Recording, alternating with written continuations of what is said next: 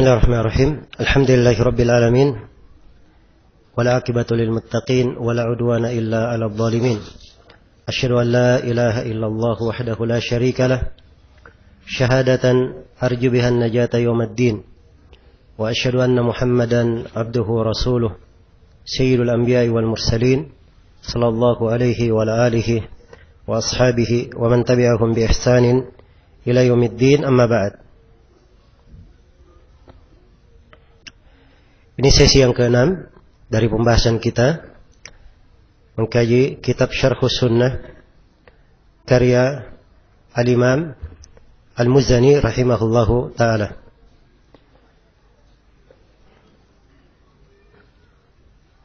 InsyaAllah ta'ala kita akan memasuki pembahasan baru berkaitan dengan keimanan seputar malaikat. Berkata Imam Al-Muzani rahimahullah di buku panduan halaman 13,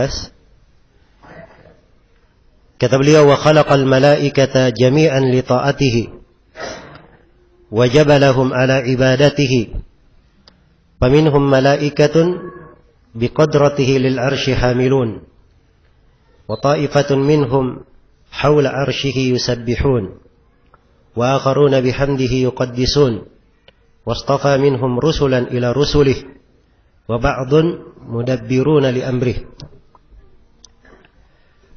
Beliau berkata, dan dia, Allah menciptakan seluruh malaikat agar malaikat taat kepadanya dan menjadikan tabiat mereka di atas peribadatan kepadanya.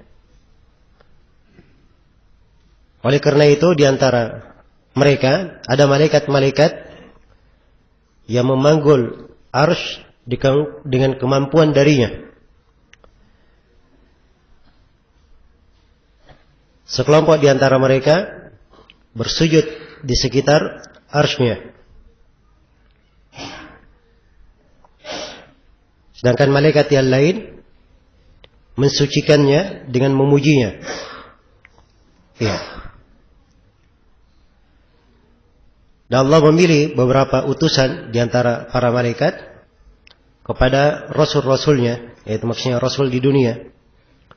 Dan sebagian malaikat yang lain mengatur dengan perintahnya. Ini beberapa poin pembahasan berkaitan dengan keimanan terhadap para malaikat.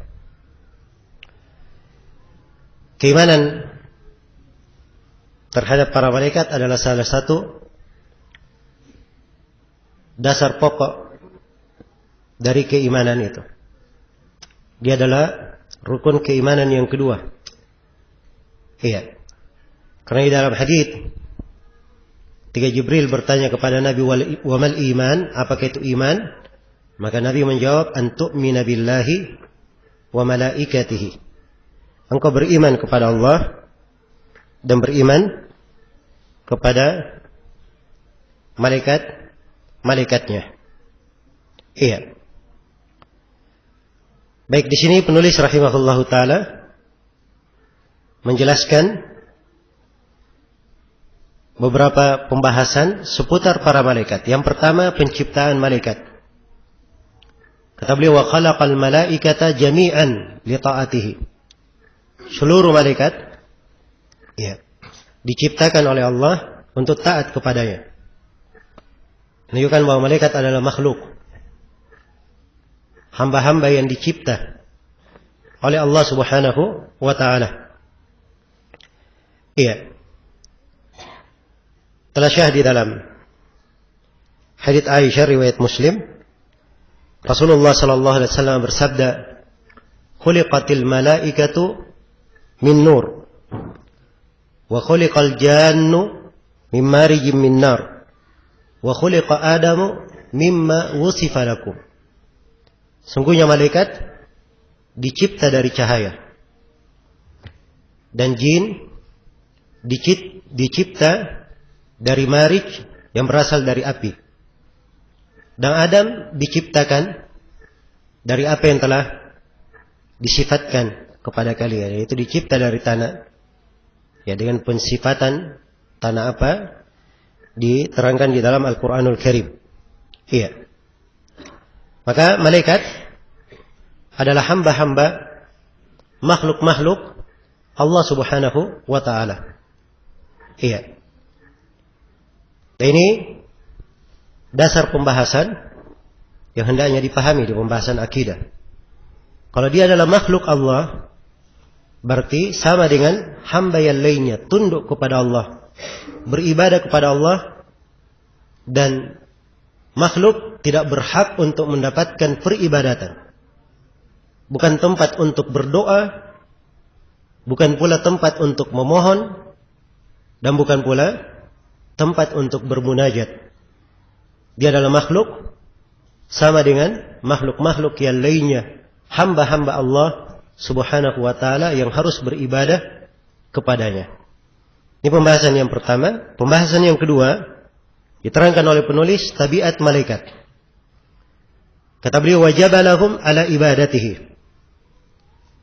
Dan Allah menjadikan tabiat mereka di atas peribadatan kepadanya. Iya. Di atas peribadatan kepadanya.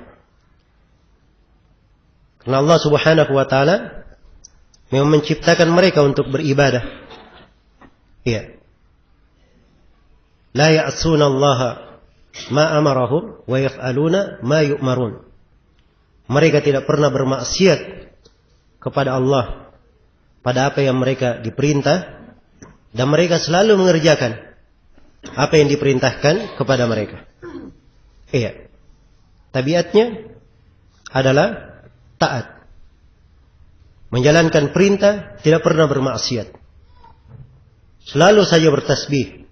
Yusabbihuna al-laila wan nahar la yafturun. Mereka bertasbih siang dan malam, tidak pernah letih, tidak pernah capek. Tidak ada kata lesu, letih, bosan, capek di kalangan malaikat. Iya. Selalu bertasbih kepada Allah siang dan malam. Nah, ada ayat-ayat yang lain yang menjelaskan bagaimana keadaan para malaikat dan ibadah para malaikat tersebut. Iya. Sampai di dalam sebuah hadits yang diriwayatkan oleh Imam Al-Bukhari dan Imam Muslim, diterangkan tentang Al-Baitul Ma'mur. Al-Bait Al-Ma'mur. Dan ini berada di atas langit yang ketujuh. Dikatakan di dalam hadits itu, yadkhuluhu kulla yawmin sab'una alfa malakin. Dimasuki pada setiap harinya oleh 70.000 malaikat. La ya'uduna ilaihi. Setelah itu tidak kembali lagi. 70.000 masuk di dalam Baitul Ma'mur untuk beribadah kepada Allah Subhanahu wa ta'ala. Dan di dalam sebuah hadits dihasankan oleh sebagian ulama kita, dan ini hadits banyak sekali disebut oleh guru kami Syekh Ahmad An-Najmi rahimahullah, kalau menerangkan tentang ibadah para malaikat. Dan ini juga hadits disebut oleh Syekh Zaid ketika mensyarah buku ini. Iya. Nabi bersabda, "Attatis sama'u wa huqqa laha an ta'ut." Iya. Ma fiha mawdi'u arba'i asabi' illa wa alaihi malakun raki' aw sajid. Tidak ada di langit itu satu tempat sekadar satu tempat sejarak 4 jari, kecuali ada malaikat di situ yang beribadah. Dia ruku atau dia sujud. Iya. Baik. Dan jumlah para malaikat sangat banyak sekali. Sangat banyak sekali. Ya, tidak ada yang mengetahui jumlah mereka kecuali Allah Subhanahu wa taala. Wa ma ya'lamu junuda rabbika illahu. Tidak ada yang mengetahui jumlah tentara-tentara Rabbmu kecuali Dia. Iya. Neraka Jahannam misalnya disebut di dalam hadits Ibnu Mas'ud riwayat Muslim. Iya. Di riwayat Muslim marfu ya dari Nabi. Hanya saja ada pembahasan dari sisi apakah dia marfu atau mauquf. Ala kulli hal dia mauquf pun punya hukum marfu. Dikatakan bahwa yu'ta bi jahannam yauma idzin laha 70,000 zimam. Didatangkan neraka Jahannam pada hari kiamat. Dan ia memiliki 70.000 ikatan tali. Iya. Ma'a kulli zimamin 70,000 malakin yajurrunaha. Setiap tali ini dari 70.000 ditarik oleh 70.000 malaikat. Ini neraka Jahannam ketika didatangkan. Ini hadits banyak dibawakan oleh para ulama ketika menafsirkan ayat waji'a yawma idzin bi jahannam. Dan didatangkanlah pada hari kiamat neraka Jahannam itu. Iya. Jumlah yang sangat banyak. Iya. Tidak ada yang mengetahuinya berapa jumlah mereka kecuali Allah Subhanahu wa taala. Disebutkan oleh Imam Al-Muzani rahimahullahu taala di sini beberapa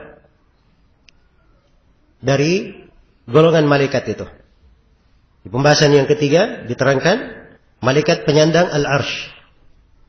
Faminhum malaikatun biqudratihi lil arsy hamilun.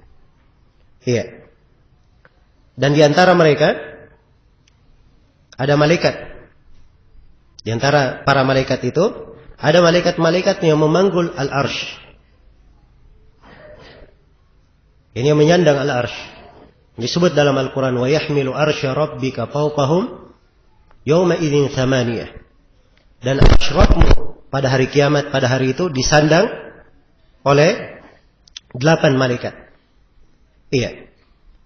Jadi ini malaikat-malaikat penyandang al-arsh. Nah. Kemudian dikatakan wa ta'ifatun minhum haula arsyihi yusabbihun. Dan ada satu kelompok lagi bertasbih di sekitar arsy. Di sekitar arsy Allah Subhanahu wa taala. Iya. Wa akharuna bihamdihi yuqaddisun. Dan yang lainnya mensucikan Allah dengan memujinya. Dan ini disebut di ayat alladzina yahmiluna al-arsya wa man hawlahum yusabbihuna bihamdi rabbihim wa yu'minuna bihi wa yastaghfiruna lilladzina amanu rabbana wasi'ta kulla syai'in rahmatan wa ilma. Seterusnya ya dari ayat-ayat surah Ghafir. Para malaikat yang menyandang al-arsh dan siapa yang di sekitar mereka selalu bertasbih dengan memuji Rabb mereka, beriman kepadanya, memohonkan ampun. Ya, untuk orang-orang yang beriman. Seraya mereka berkata, wahai Rabb kami, sesungguhnya rahmat dan ilmumu meliputi segala sesuatu. Dan seterusnya ya, dari doa para malaikat. Iya. Dalam kelanjutan ayat. Kemudian kata beliau, wastafa minhum rusulan ila rusulih. Dan Allah memilih beberapa rusulan, beberapa utusan. Dari malaikat dipilih utusan-utusan. Ya. Yang diutus kepada siapa? Ila rusulihi. Kepada rasul-rasulnya juga. Yaitu rasul di mana? Di dunia. Ya. Ada utusan-utusan dari malaikat. Dan ini sebagaimana firman Allah Subhanahu wa taala di surah Fatir, alhamdulillahi fatiris samawati wal ard ja'ilil malaikati rusulan uli ajnihatin mathna wa thulatha wa ruba'. Segala puji hanya untuk Allah yang mengadakan langit dan bumi, menjadikan para malaikat itu sebagai rasul-rasul, memiliki sayap-sayap 2, 3, 4. Iya. Ini penetapannya sejumlah perkara di dalam ayat. Penetapan sejumlah perkara bahwa malaikat adalah rasul-rasul. Di antara mereka rasul-rasul, utusan-utusan. Dan malaikat memiliki sayap. Memiliki sayap. Dan Jibril alaihi salam, iya, sebut Jibril alaihi salam, dan itu etika ya, para ulama menyebut malaikat yang merupakan utusan. Sebagaimana Nabi di dunia disebut alaihi salam, maka malaikat juga yang merupakan rasul disebut apa? Alaihi salam. Iya. Dan ini etika pembahasan disebut oleh Suyuti di dalam risalah beliau berkaitan tentang sifat-sifat para malaikat. Iya. Baik. Jadi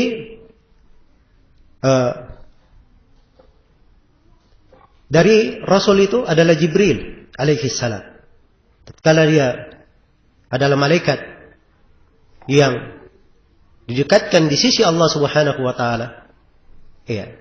Nabi Muhammad sallallahu alaihi wasallam pernah melihat Jibril 2 kali di atas wujud aslinya, yaitu memiliki 600 sayap. Memiliki 600 sayap. Ya, dan ini menunjukkan besarnya makhluk Allah Subhanahu wa taala ini. Iya. Baik. Kemudian di akhir pembahasan Imam Al-Muzani rahimahullah menjelaskan, mengglobalkan beberapa malaikat yang lainnya. Kata beliau, ba'dun mudabbiruna li amri, dan sebagian yang lain ya, mengatur dengan perintahnya. Ini isyarat ya kepada adanya malaikat-malaikat lain. Ya, sebab malaikat itu banyak ya, tugas-tugasnya ada. Tugas-tugasnya ada. Ada malaikat penjaga neraka. Wa nadau ya maliku liyaqdi alaina rabbuk. Ya, orang-orang yang berada dalam neraka berteriak, memanggil malaikat Malik. Ya, supaya segera kami dimatikan, supaya tidak menanggung lagi siksaan. Ada malaikat yang mencatat amalan-amalan. Ada malaikat yang bertanya di alam kubur, yaitu Munkar dan Nakir. Ada malaikat yang mencabut ruh. Ada malaikat yang meniup sangkakala. Ada malaikat yang diperintahkan mengatur ya hujan, menumbuhkan tumbuhan-tumbuhan. Ada malaikat penjaga gunung. Ya. Dan banyak lagi dari malaikat-malaikat itu. Apa yang disebut namanya kita imani. Apa yang disebut tugas-tugasnya kita imani. Kita imani. Iya. Dan apa yang diglobalkan, kita global beriman, mengimaninya secara global. Tidak masuk di dalam rinciannya. Iya. Dan malaikat itu bisa berwujud dengan wujud manusia. Iya. Bisa berwujud dengan apa? Wujud manusia. Sebab Jibril datang kepada Nabi bertanya dengan apa? Dengan wujud manusia. Dan Jibril pernah mengimami manusia, mengimami Nabi dan para sahabat di Mekah. Dalam wujud apa? Wujud manusia. Iya. Dan ada 2 malaikat yang ikut di perang Badar.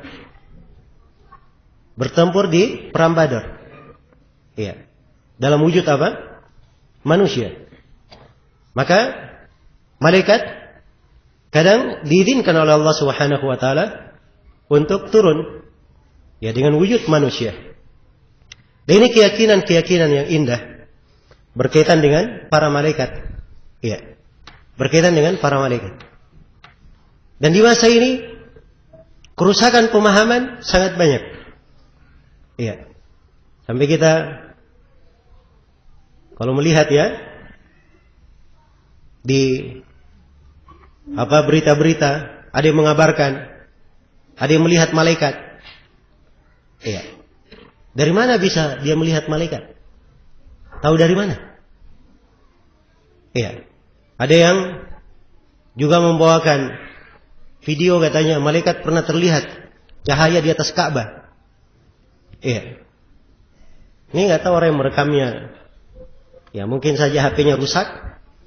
Ya. Atau ada kelainan. Ya. Dan kalau yang keliru seperti ini orang-orang awam itu wajar.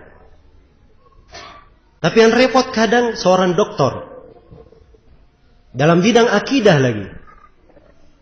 Iya. Dalam bidang akidah lagi. Ada seorang di Saudi namanya Muhammad bin Abdurrahman Al-Arifi. Iya. Ini dokter ya, akidah. Di salah satu khutbah Jumatnya, dia termakan dengan video-video katanya malaikat turun di Suriah. Ya. Malaikat dengan pakaian putih, imamahnya putih, pakai kuda-kuda putih. Ya.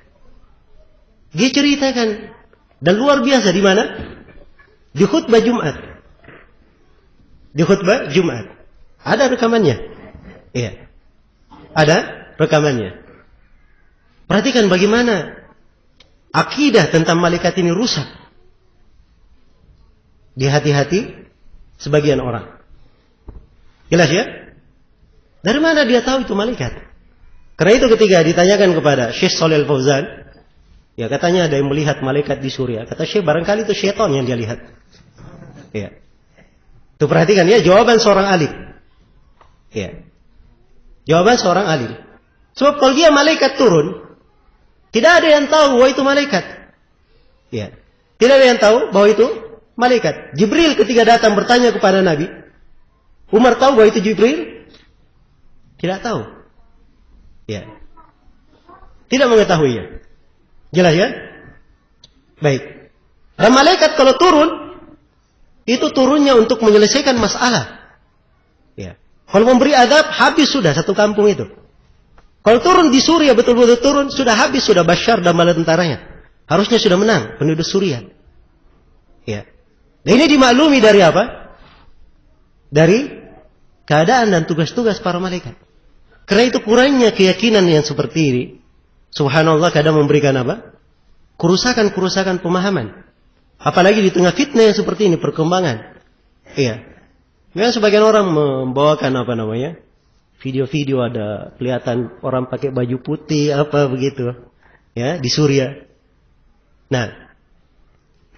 Dan semoga Allah Subhanahu wa taala merahmati kaum muslimin di Suriah.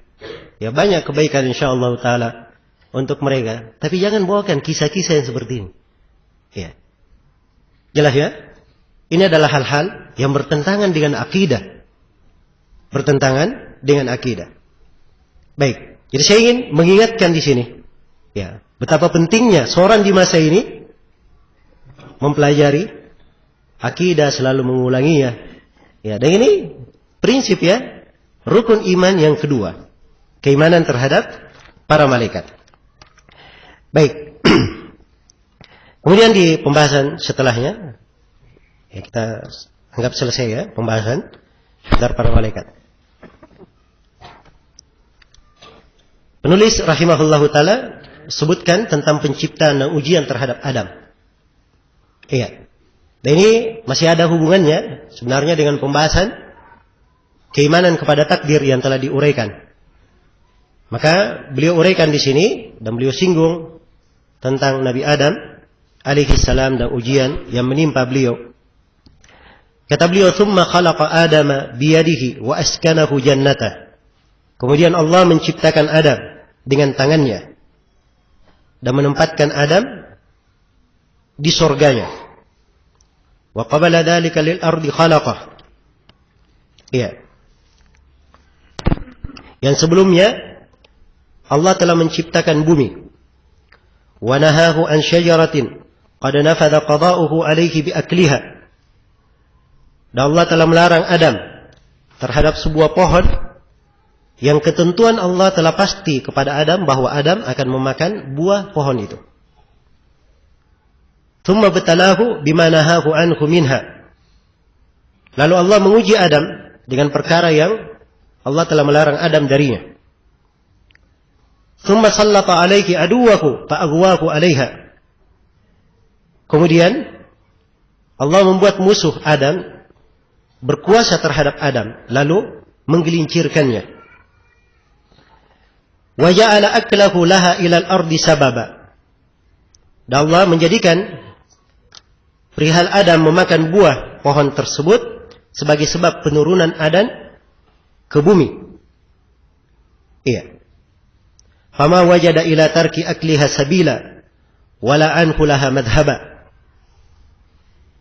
Maka Adam tidak mendapatkan sedikit pun jalan untuk dia memakan buah pohon tersebut dan tidak mendapatkan tempat untuk menghindar dari hal itu. Iya.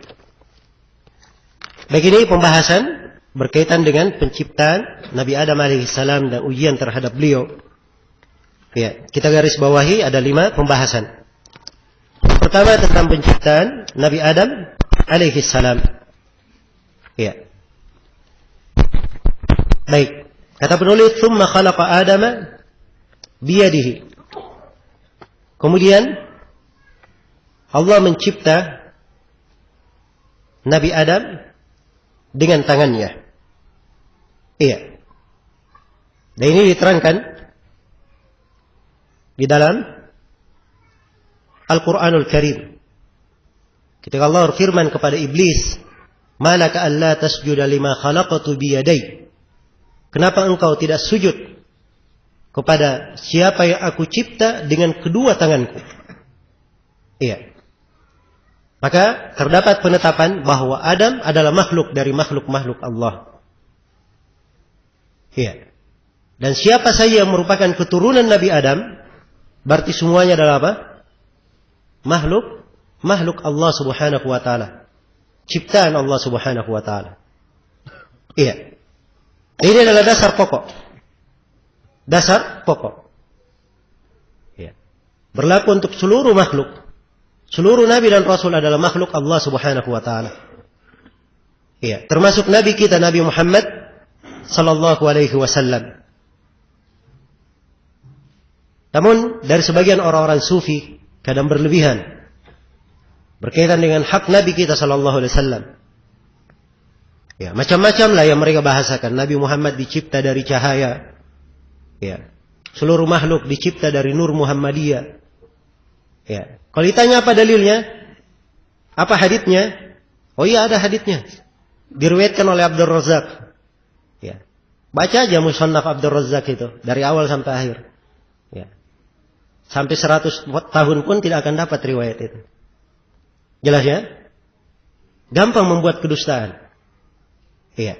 Dan Nabi sallallahu alaihi wasallam sendiri sudah menerangkan bahwa beliau adalah anak dari seorang perempuan. Iya, anak dari seorang perempuan. Iya. Dan beliau sendiri sallallahu alaihi wasallam telah mengingatkan, la tutruni kama atratin nasara Isa bin Maryam. Jangan kalian berlebihan dalam menyanjungku sebagaimana orang-orang Nasara berlebihan dalam menyanjung Isa bin Maryam. Fa innama ana abd. Sesungguhnya aku hanyalah seorang hamba. Faqulu Abdullahi wa rasuluh. Katakanlah bahwa Nabi Muhammad adalah hamba Allah dan Rasulnya. Iya. Tidak boleh berlebihan. Baik. Maka ini dasarnya dari keyakinan diterangkan oleh penulis. Dari keyakinan yang lain di penciptaan Adam. Adam diciptakan dengan tangan Allah.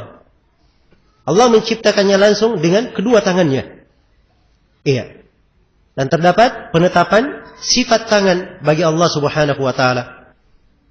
Sesuai dengan kemuliaan dan kebesaran Allah Subhanahu wa taala. Kita terapkan 3 kaidah yang telah kita pelajari.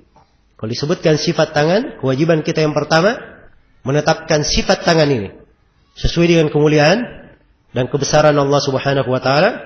Kemudian yang kedua, iya, ketika kita mendengar sifat tangan ini, maka itu artinya kita tidak boleh menyerupakan tangan Allah dengan apa? Tangan-tangan makhluk. Laisa kamitslihi syai'. Allah tidak serupa dengan suatu apapun. Kemudian kewajiban kita yang ketiga, kita tidak boleh mempertanyakan, iya, tentang kaifiatnya, tentang pembagaimanaan tangan tersebut. Ini kewajibannya dalam setiap sifat-sifat Allah Subhanahu wa taala. Baik. Dan ini sudah kita uraikan ya sebagai kaidah. Hanya saya terapkan di sini supaya kita terbiasa menerapkan kaidah-kaidah pada setiap sifat-sifat Allah Subhanahu wa taala yang kita baca. Iya. Kemudian kata beliau, wa askanahu jannatah. Wa askanahu jannatah. Dan Allah telah menempatkan Adam di surganya. Iya. Telah menempatkan Nabi Adam alaihi salam di surga. Ya. Sebelum turun ke bumi, Nabi Adam berada di dalam surga. Iya. Dan surga yang Nabi Adam alaihi salam dikeluarkan darinya, itulah surga nanti yang akan dimasuki oleh Adam untuk kali berikutnya dan dimasuki oleh keturunannya yang merupakan penduduk surga. Iya. Dan ini adalah pendapat yang dipegang oleh jumhurul ulama. Iya. Baik. Kemudian kata beliau rahimahullah, dan ini pembahasan yang kedua, wa qabla dzalika lil ardi khalaqah. Ya. Penulis menerangkan bahwa penciptaan bumi sebelum penciptaan Adam alaihi salam. Sebab Nabi Adam dicipta dari apa? Dicipta dari tanah. Iya. Dicipta dari tanah. Nah, dan penciptaan langit dan bumi itu lebih dahulu. Lebih dahulu.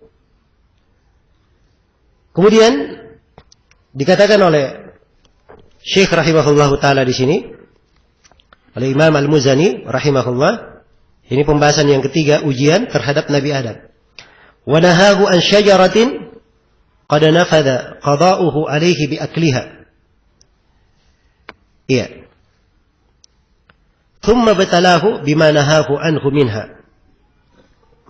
Dan Allah telah melarang Nabi Adam, telah melarang Adam terhadap sebuah pohon. Ya. Jadi Nabi Adam alaihi salam dilarang mendekati sebuah pohon. Iya. Mendekati sebuah pohon. Dan di mana syaitan setelah itu membisikkan kepada Nabi Adam bahwa itu adalah pohon kekekalan. Yang kalau dia makan dari buahnya dia akan apa? Akan kekal. Itu was-was yang dibisikkan oleh syaitan. Ya. Dan akhirnya di masyarakat awam, pohon ini disebut dengan nama pohon apa? Pohon khuldi. Nah, itu penyebutan masyarakat awam ya. Ya. Sebab kata al-khuld itu kekal.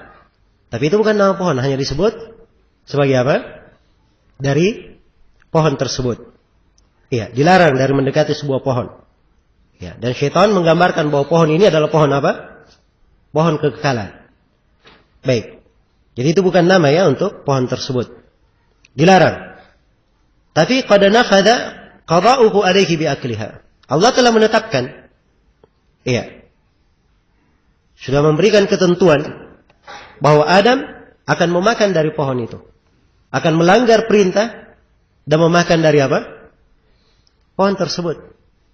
Ini sudah ditentukan oleh Allah Subhanahu wa ta'ala. Iya. Ditentukan oleh Allah Subhanahu wa ta'ala.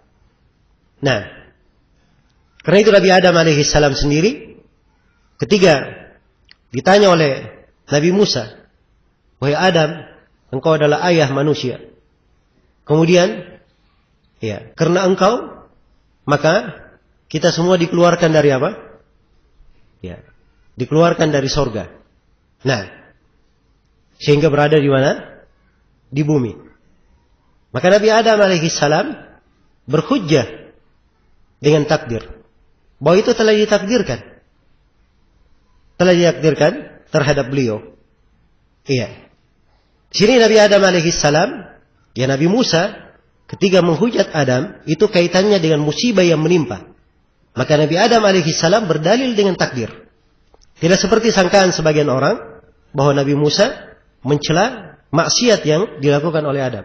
Sebab itu memang ya tidak dicela. Tapi begitu dia berdalil dengan musibah, maka ya Nabi Adam sudah bertobat dari perbuatan beliau memakan pohon itu dan sudah diampuni untuk Nabi Adam. Karena itu tidak mungkin Nabi Musa mengangkat masalah tersebut. Ya. Nabi Musa mengangkat pembahasan tentang apa? Musibah yang menimpa. Maka Nabi Adam berhujjah dengan takdir.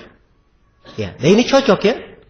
Sebab seorang hamba ketika jatuh di dalam maksiat, dia tidak boleh berhujjah dengan takdir. Tidak boleh berhujjah dengan apa? Takdir. Tapi ketika kena musibah, iya, dia berhujjah dengan takdir. Ini sudah ketentuan Allah.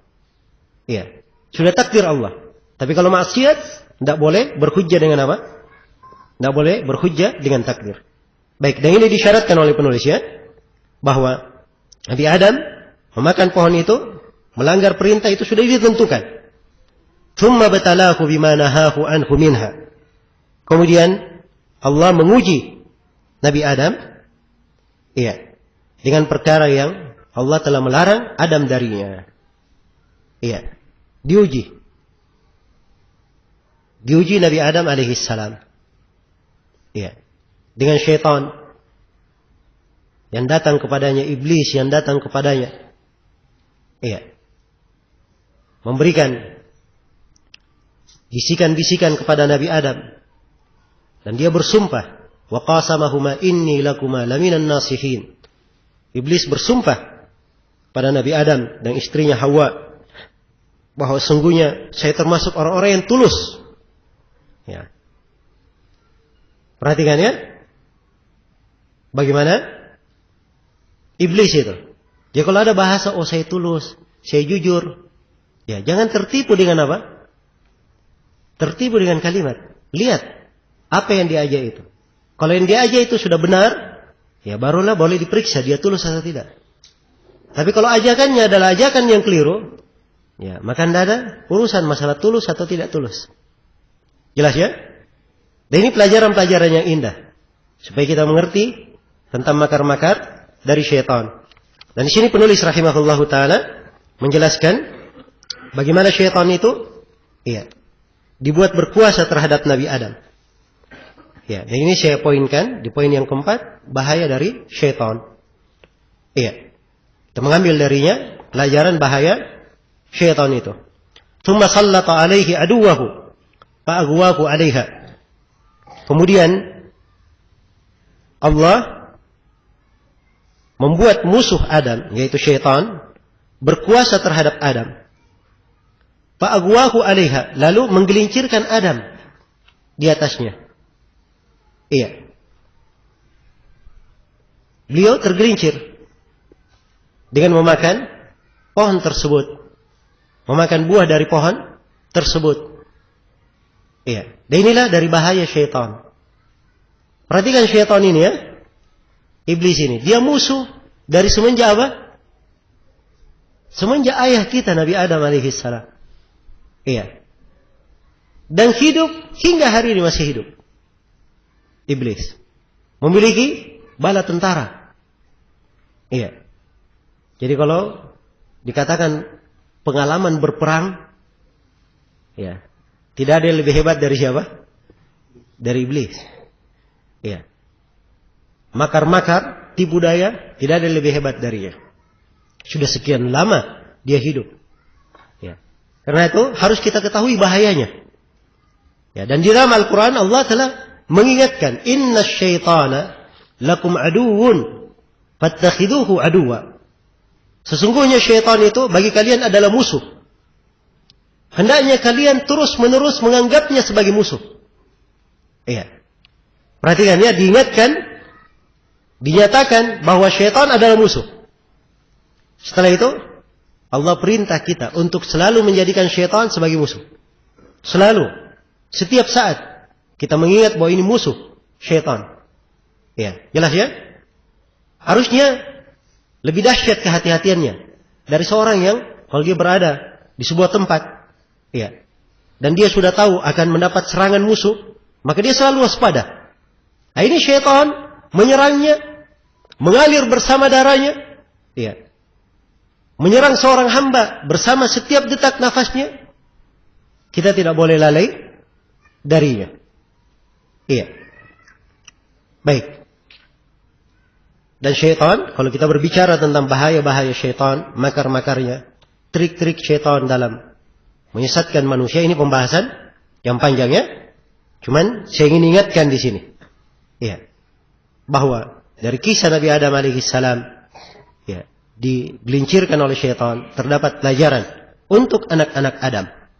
Dan seorang mukmin mengambil pelajaran. Ya, as-sa'id man itta'adha bi ghairihi. Seorang yang beruntung itu adalah orang yang mengambil pelajaran dari apa yang menimpa orang lain. Dari apa yang menimpa orang lain. Iya. Dan kalau dia sudah tahu ada lubang di situ, seorang mukmin tidak mendekati hal yang bisa membahayakannya. Baik. Kemudian dikatakan oleh penulis rahimahullahu taala, ya, dan ini penjelasan pembahasan yang kelima, ketentuan bahwa Adam akan diturunkan ke bumi. Tsumma ja'ala aklahu laha ila al-ardi sababa. Kemudian dijadikan, ya, telah dijadikan perihal Adam memakan buah pohon tersebut sebagai sebab penurunan Nabi Adam ke bumi. Iya. Fama wajada ila tarki akliha salila. Fama wajada ila tarki akliha sabila. Maka Adam tidak mendapatkan sedikit pun jalan untuk tidak memakan pohon tersebut. Ini sudah merupakan takdir dan ketentuan Allah berlaku. Iya. Nabi Adam pasti akan memakannya. Jelas ya? Wala ankulaha madhaba. Dan juga dia tidak akan mendapatkan tempat untuk menghindari hal tersebut. Baik. Jadi ini beberapa pembahasan yang berkaitan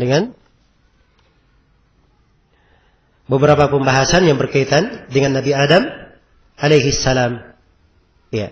Dan seperti yang saya uraikan tadi, masih ada kaitan-kaitannya terkait dengan pembahasan takdir. Ketentuan-ketentuan Allah Subhanahu wa taala. Baik.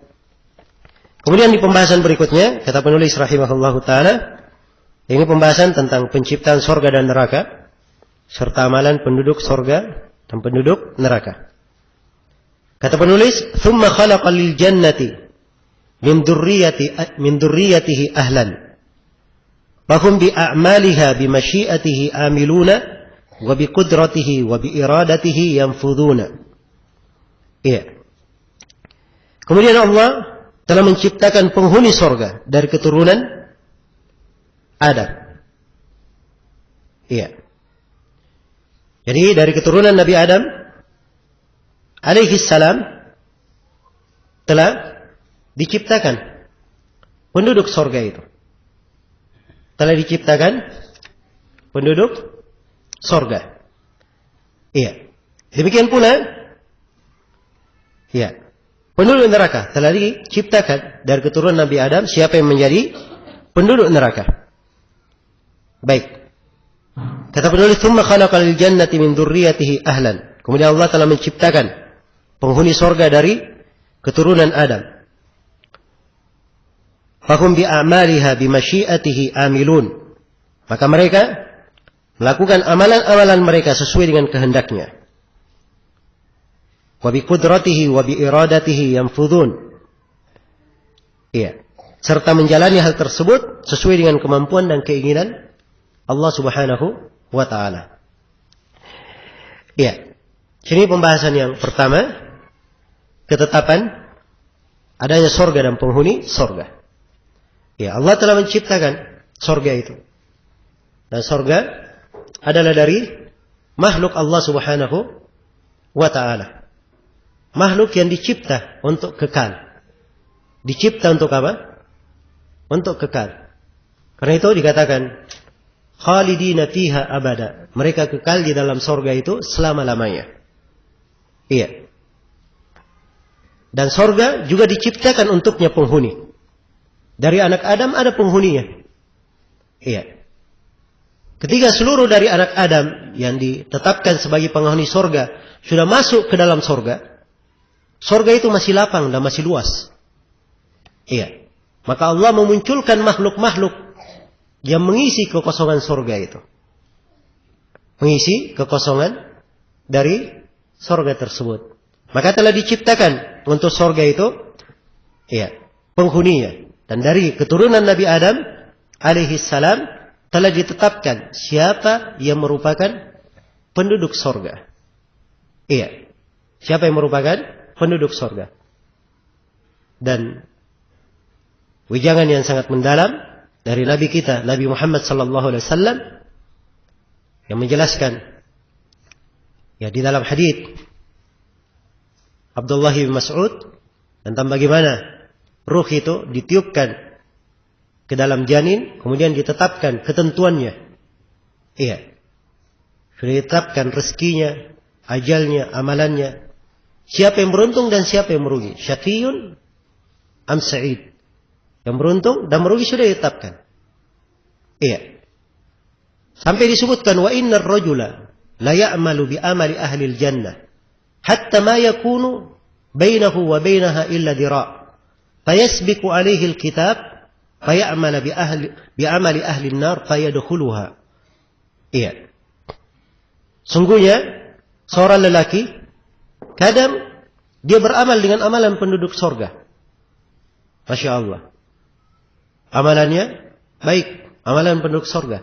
Hingga tidak ada jarak antara dia dan sorga itu kecuali satu hasta saja.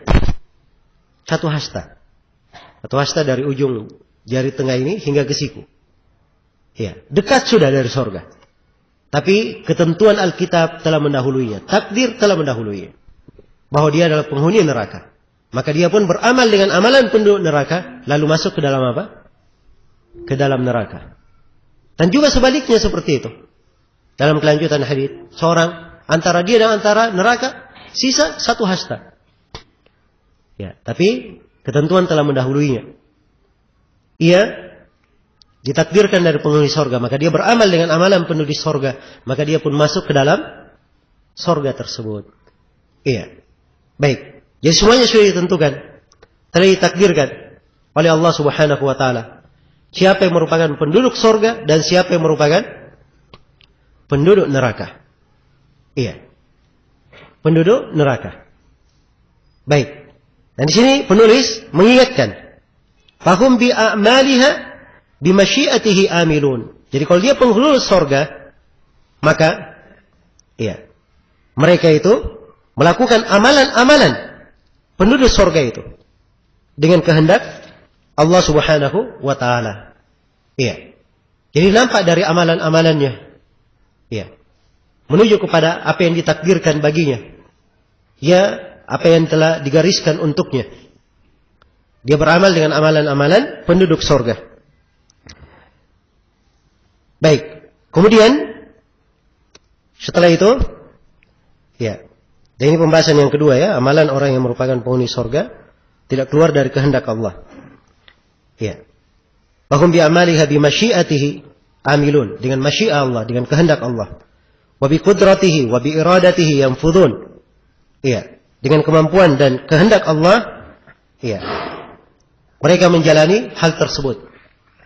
Mereka menjalaninya. Baik. Jadi dari amalan-amalan yang ditetapkan yang dikerjakan oleh manusia, semuanya tidak keluar dari kehendak Allah Subhanahu Wa Taala.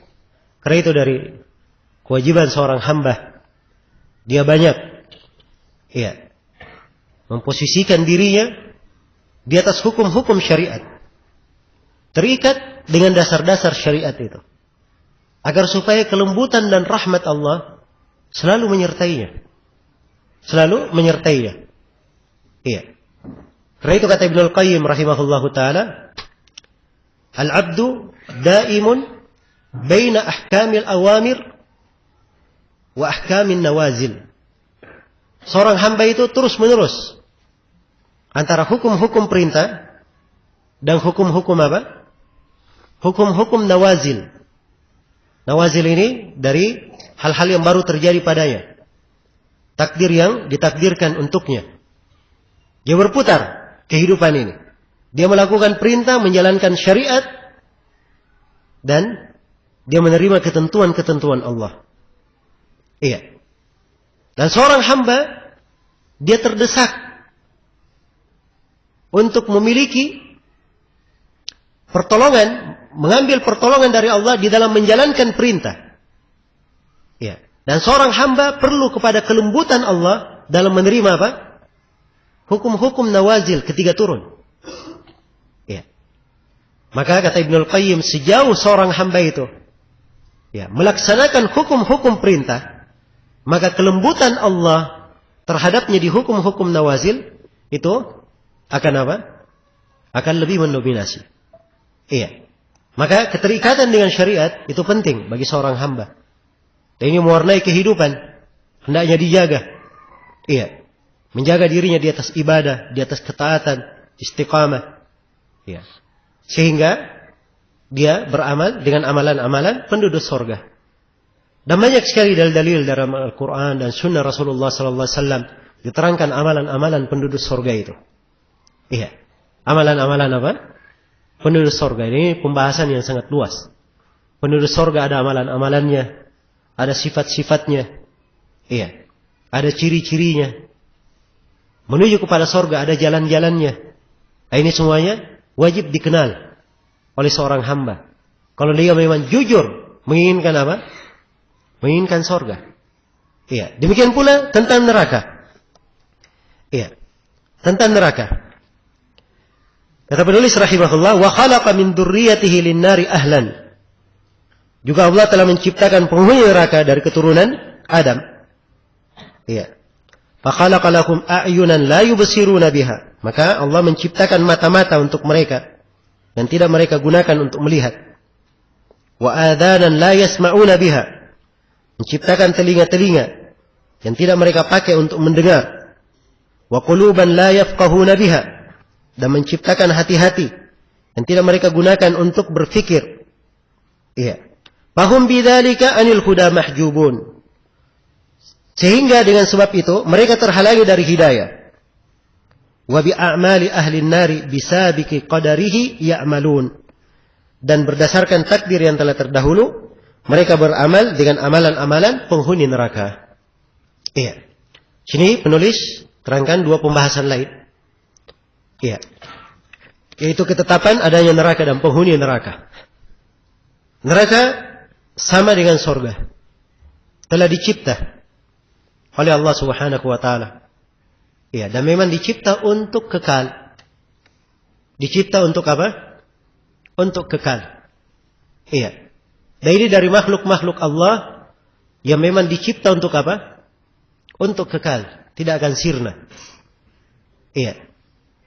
Dan ada 8 makhluk yang memang dicipta untuk apa? Untuk kekal. Kita sudah menyinggung berapa? Sudah menyinggung pembahasan arsy. Sudah menyinggung pembahasan kursi. Iya. Ini sekarang surga, neraka. Berarti sudah berapa? Sudah 4. Sudah kita singgung juga al-lauh, lauhul mahfuz. Sudah disinggung juga apa? Al-qalam. Hah? Apa? Sebentar. Ya. Barakallahu fiik. Berarti sekarang sudah berapa? Sudah 6. Kalau ditambah dengan ajabud danab, tulang ekor manusia, dan ditambah dengan ruh, maka semuanya ada berapa? Ada 8. Makhluk yang dicipta untuk kekal. Iya. Jelas ya? Ini 8 dari makhluk dicipta untuk kekal. Kalau ingin mudah mengingatnya, hafal 2 bait syair yang disebut oleh As-Suyuti. Kata beliau, "Thamaniyatun hukmul baqa'i ya ummuha من الخلق والباكون في حيز الأدم هي العرش والكرسي جنة ونار وأجب وأرواح كذا اللوح والقلم." Ini semuanya berapa? Semuanya 8. Ya. Baik.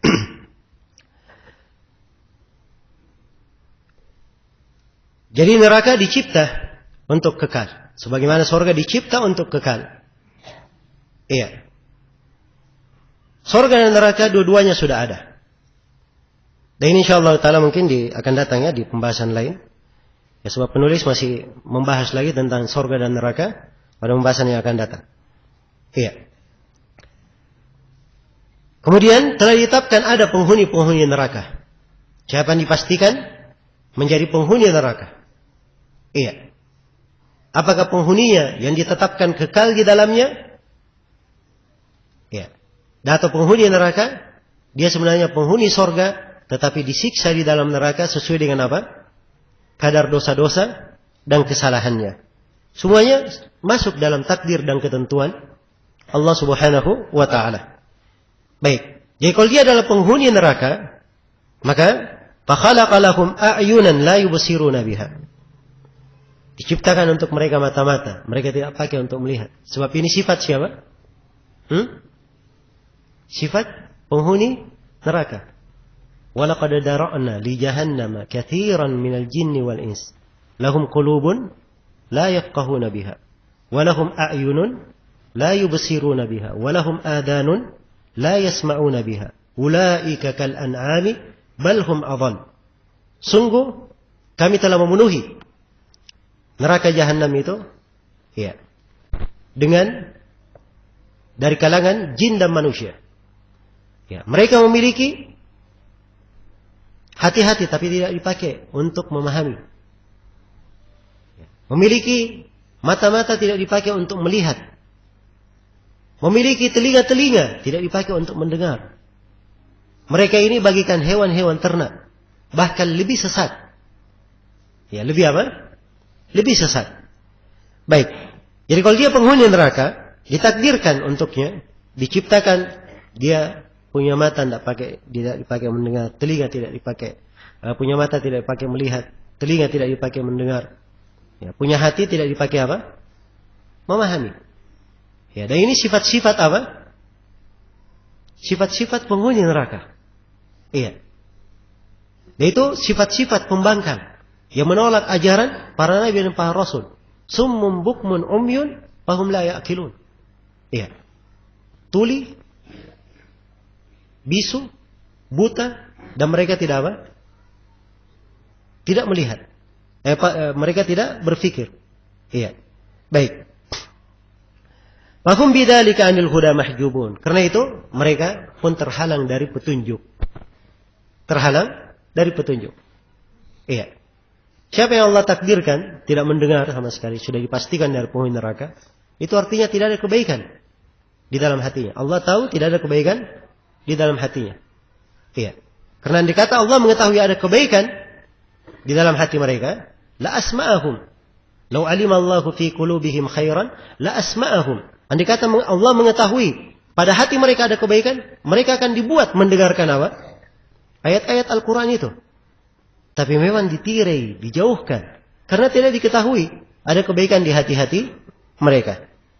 Nah, maka mereka pun terhalangi dari petunjuk, tertirai dari petunjuk. Iya. Dan dengan amalan-amalan penduduk neraka, mereka beramal dengannya. Ya, jadi ini amalan-amalan apa? Orang-orang yang merupakan penduduk neraka yang telah ditakdirkan oleh Allah Subhanahu wa taala. Ya. Dan ini penjabarannya dari sabda Nabi sallallahu alaihi wasallam, "I'malu fa kullun muyassarun lima khuliqalah." Beramallah kalian, sebab setiap orang dimudahkan sesuai dengan apa yang ia ditakdirkan dengannya. Iya. Kalau dia memang penghuni sorga, kelihatan amalannya amalan-amalan apa?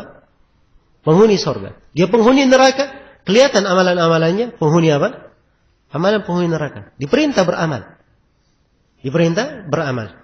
Iya. Karena itu kita selalu bersyukur kepada Allah Subhanahu wa taala atas nikmatnya. Iya. Atas nikmat hidayah, nikmat taufik. Iya. Dan yang paling penting bagaimana kita menjaga nikmat tersebut. Istiqamah di atasnya. Memeliharanya. Nah, ini dari hal-hal yang hendaknya dijaga dan dipelihara oleh seorang hamba. Ya, dan pemeliharaannya adalah dengan banyak dia menekuni hal-hal yang keimanannya menjadi kuat. Iya, keimanannya menjadi apa? Menjadi kuat. Dia mengerti bagaimana akidah yang benar sehingga Allah Subhanahu wa taala selalu menguatkan hatinya di atas petunjuk. Semoga Allah Subhanahu wa taala selalu menakdirkan kita semua di atas hal yang indah dan hal yang baik dan menggolongkan kita semua dari penduduk surganya dan menjauhkan kita semua dari neraka dan segala siksanya. Innahu waliyyu dzalika wal qadiru alaih. Nah. Baik, satu pembahasan lagi untuk malam ini. Ya. Pembahasan seputar keimanan. Seputar masalah iman.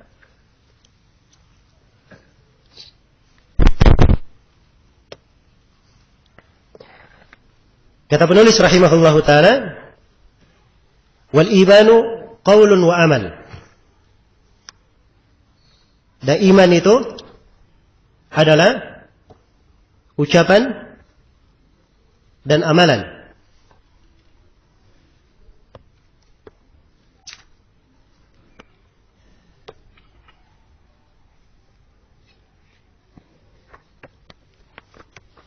Iya. Kata beliau, iman adalah qaulun wa amal, ucapan atau perkataan dan amalan. Ma'tiqadihi bil janani qaulun bil lisani wa amalun bil jawarihi wal arkan. Bersama dengan keyakinan dalam hati disertai dengan ucapan oleh lisan dan amalan oleh anggota dan bagian tubuh. Wa huma siyani wa nidhamani wa qarinani. Dan keduanya siyani. Ya, dari kata sawa ya, sama, sejalan. Wa nidhamani, dan sesusunan. Wa qarinani, dan bergandengan. La nufarriqu bainahuma. Kami tidak memisahkan antara keduanya. Maksudnya antara ucapan dan amalan tidak dipisahkan. Iya. La imana illa bi amalin. Tiada keimanan tanpa amalan. Wala amala illa bi iman. Tiada pula amalan tanpa iman. Iya. Kemudian kata beliau, wal mu'minuna fil imani yatafadhalun. Kaum mukminin berjenjang-jenjang dalam keimanan. Wa bi salihil a'mali hum mutazayyidun. Dan saling mengungguli dalam amalan-amalan salih.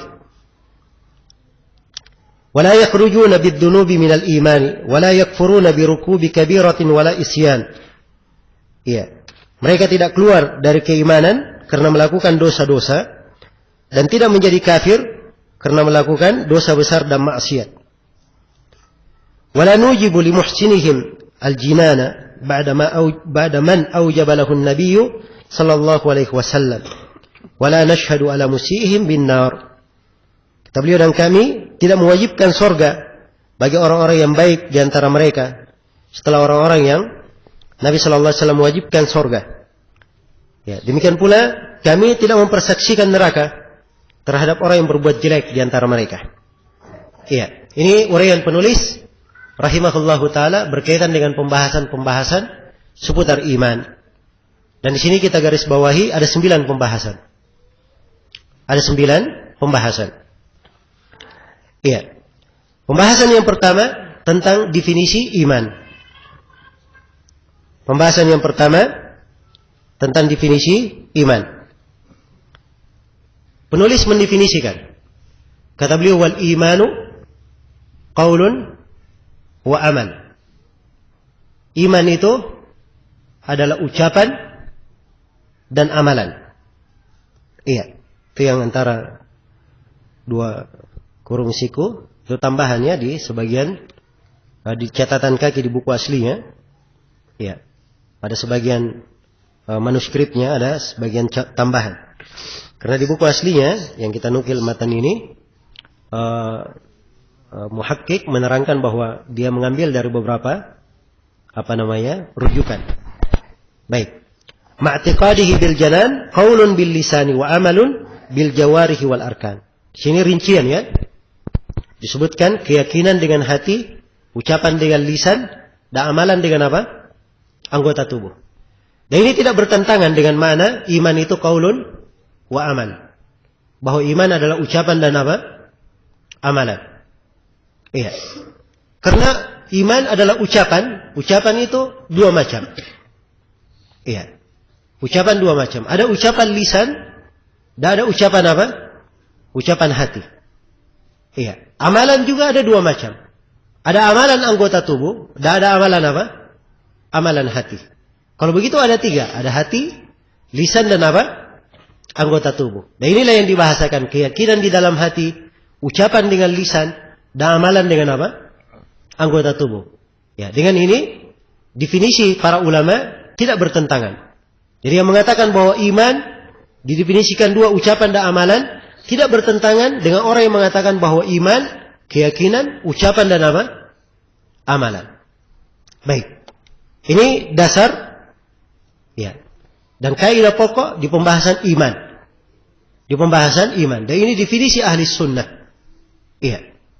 Mereka merangkai keimanan itu dari 3 hal. Keyakinan di dalam hati, ucapan dengan lisan, dan amalan dengan apa? Amalan dengan anggota tubuh. Iya. Dan ini 3 perkara dari keimanan saling berkaitan. Tidak boleh dipisahkan. Saling berkaitan. Iya. Baik. Jadi ini yang dimaksud dengan iman. Iya. Dengan iman. Baik, kita akan terangkan beberapa dalil yang menunjukkan ya bagian-bagian dari keimanan ini. Di antaranya Allah Subhanahu wa taala berfirman, "Innamal mu'minuna alladzina idza dzukirallahu wajilat qulubuhum wa idza tuliyat 'alaihim ayatuhu زادتهم إيمانا وعلى ربهم يتوكلون الذين يقيمون الصلاة ومما رزقناهم ينفقون أولئك هم المؤمنون حقا.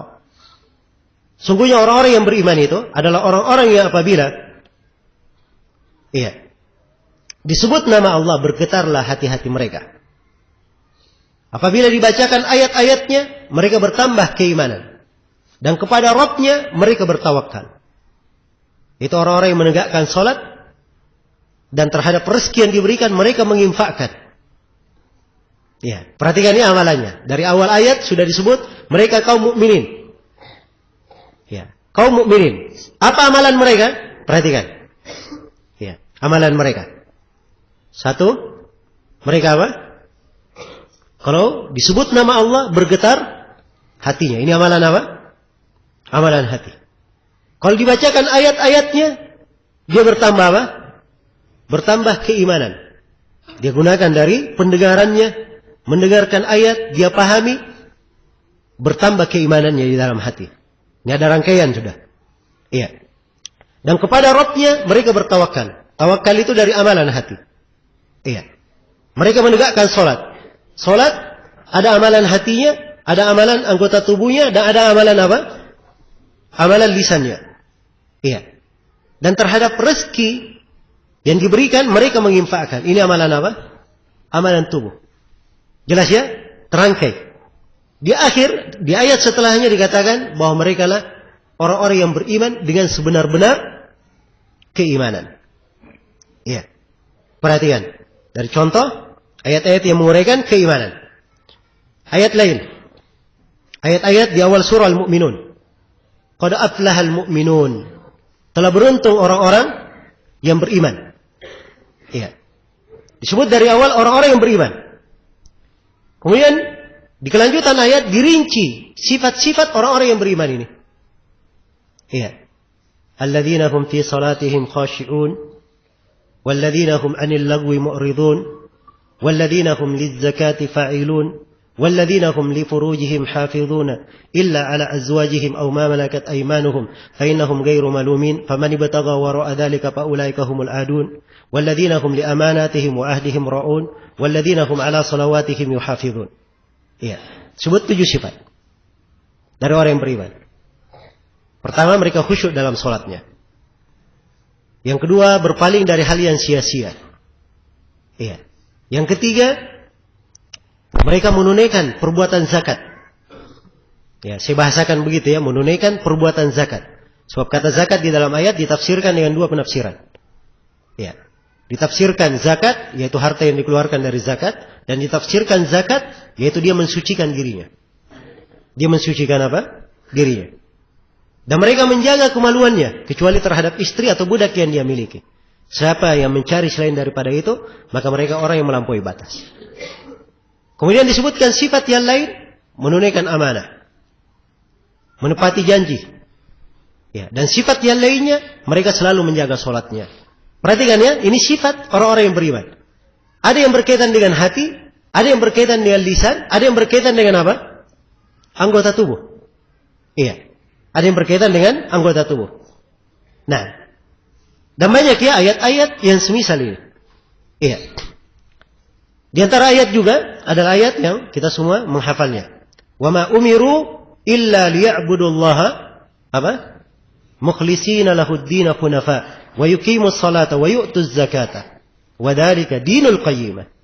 Tidaklah mereka diperintah kecuali untuk beribadah kepada Allah, mengikhlaskan agama hanya untuknya.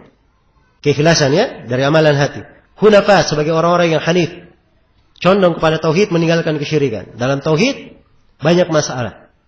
Ada amalan, ada ucapan, dan ada perbuatan. Iya. Mereka menegakkan salat, mengeluarkan apa? Mengeluarkan zakat. Di akhir ayat dikatakan itulah agama yang lurus. Itulah agama yang apa? Agama yang lurus. Iya. Jadi ini rangkaian dari agama. Tidak dipisahkan. Iya. Dan dari hadits Rasulullah sallallahu alaihi wasallam bersabda, "Al-imanu bid'un wa sab'una syu'bah." Iman itu lebih daripada 70 cabang. Ya, 73 sampai 79. Iman. A'laha qaulu la ilaha illallah. Yang paling tingginya ucapan la ilaha illallah. Wa adnaha imatatul adza 'anit thariq. Yang paling bawahnya adalah menyingkirkan gangguan dari jalan.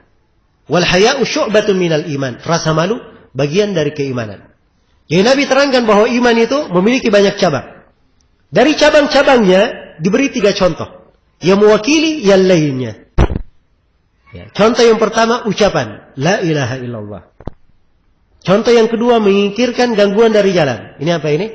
Ucapan, amalan atau keyakinan? Amalan.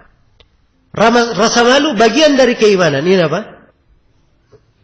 Rasa malu. Ini bagian dari amalan hati, rasa malu itu. Ya, jelas ya? Amalan hati. Sebab rasa malu di dalam hati. Kalau tidak ada rasa malunya dalam hati, tidak kelihatan di badannya. Ya, kalau dia punya rasa malu di dalam hati, ya terlihat. Kadang memerah mukanya, kadang gerak-geriknya kelihatan dia malu. Dan ini dari amalan apa? Amalan hati. Baik. Jadi ini 3 cabang keimanan mewakili cabang-cabang keimanan yang disebut oleh Nabi lebih dari 70 itu. Jelas ya? Baik. Maka ini gambaran secara global tentang keimanan. Dan di sini beliau tegaskan. Bersama dengan keyakinan harus ada ucapan dengan lisan dan amalan dengan apa? Amalan dengan anggota tubuh.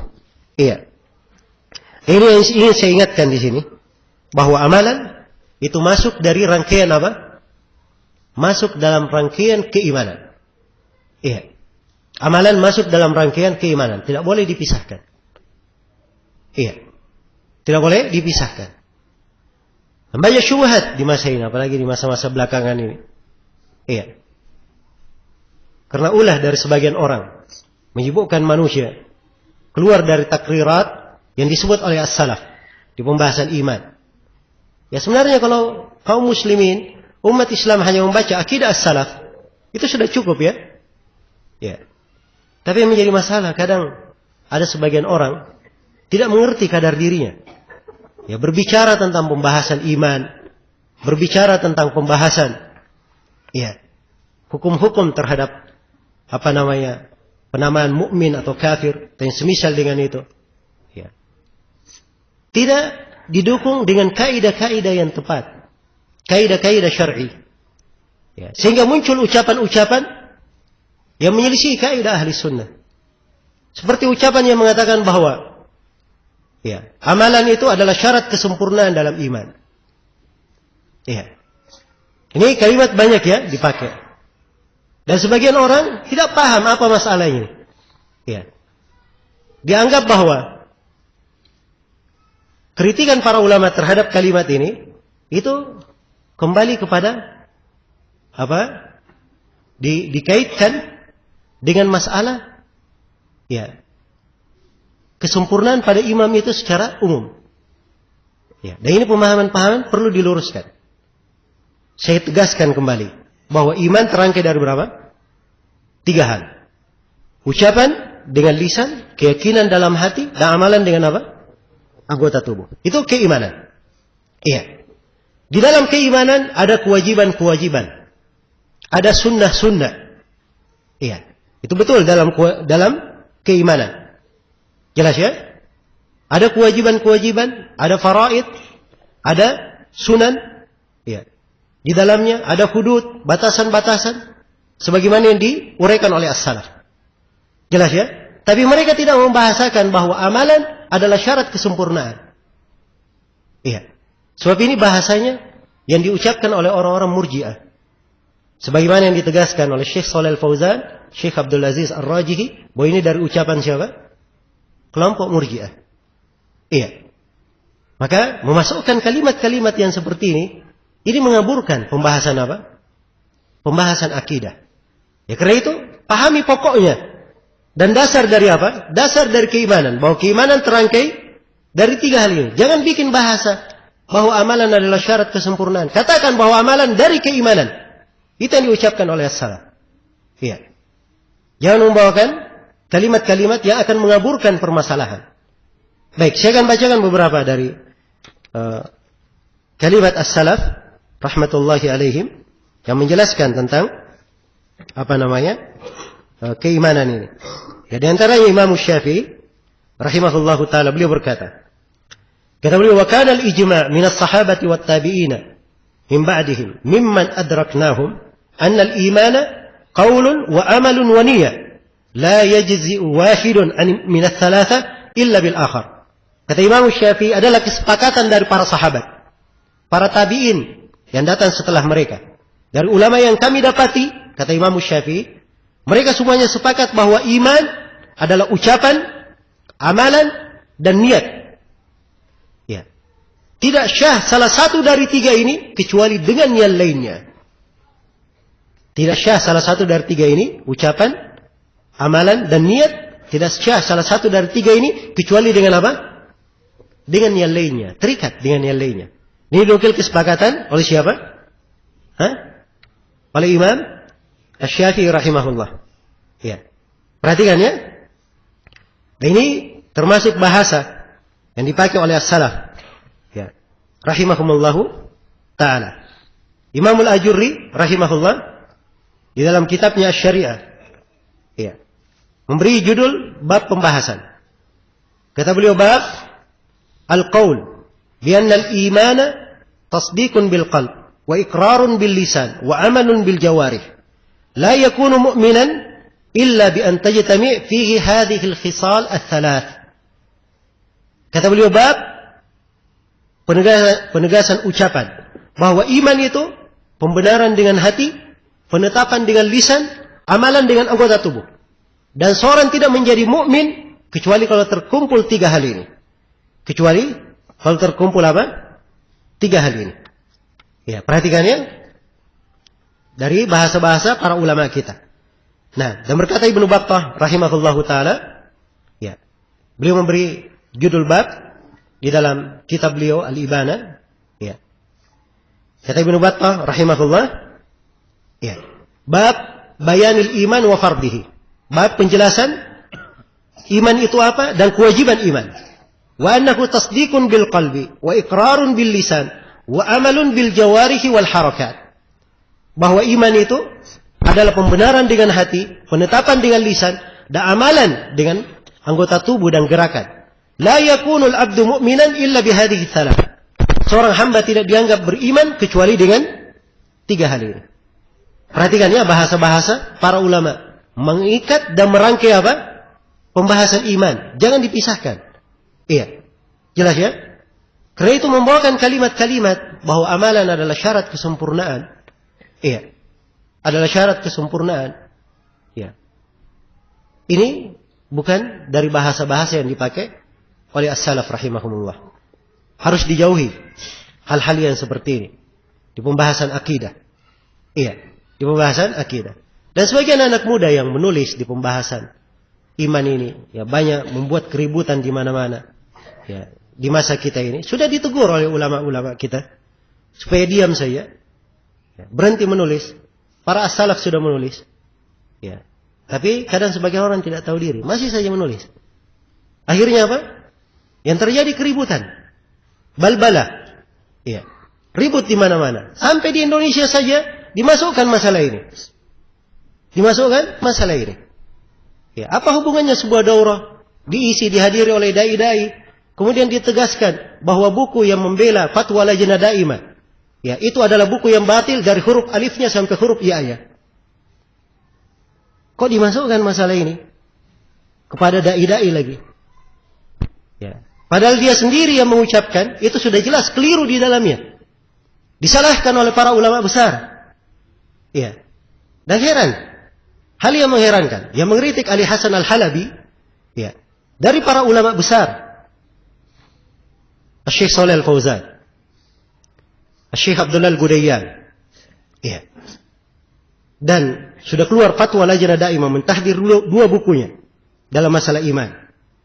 Demikian pula Syekh Rabi', Syekh Shalih As-Suhaimi, iya. Bahkan situsnya yang disebut dengan Kullus Salafiyin, beliau sebut sebagai situs yang masybuh, yang tidak jelas. Iya. Kemudian yang mengkritiknya juga Syekh Ahmad An-Najmi, Syekh Ubaid Al-Jabiri. Ini ulama besar. Sebagian dari mereka sudah berdakwah, Ali Hasan Al-Halabi belum lagi lahir. Iya. Ketika para ulama berbicara, tiba-tiba muncul ta'assub, hanya membela satu orang ini saja dan mengabaikan ucapan dari para ulama yang membela akidah.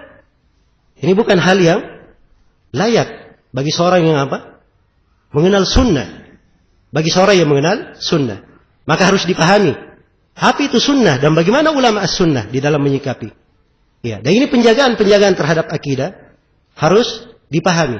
Bukan suatu hal yang keliru bagi seorang mukmin yang berkeyakinan dengan keyakinan ahli sunnah, dia membela akidah tersebut dan membiarkannya, menjelaskan kalau ada yang keliru di dalamnya, ada yang bersalah.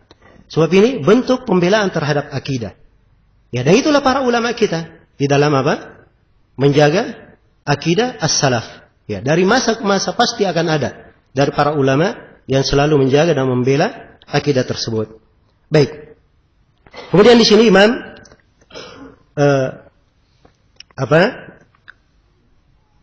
Al-Muzani rahimahullahu taala melanjutkan. Dan ini sudah kita bahas ya, pembahasan yang kedua makna ucapan dan amalan dalam definisi iman.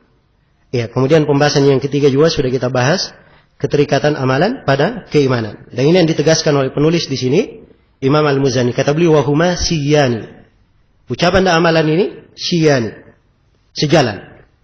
Ya, dua hal yang sama. Wa nidhamani, dan sesusunan. Wa qarinani, bergandengan. Ya, dia qarin ibarat dua kawan selevel, ya sebaya, ya sama di dalam bergurunya, menuntut ilmunya. Maka dia dikatakan qarinani, dua dua yang bergandengan.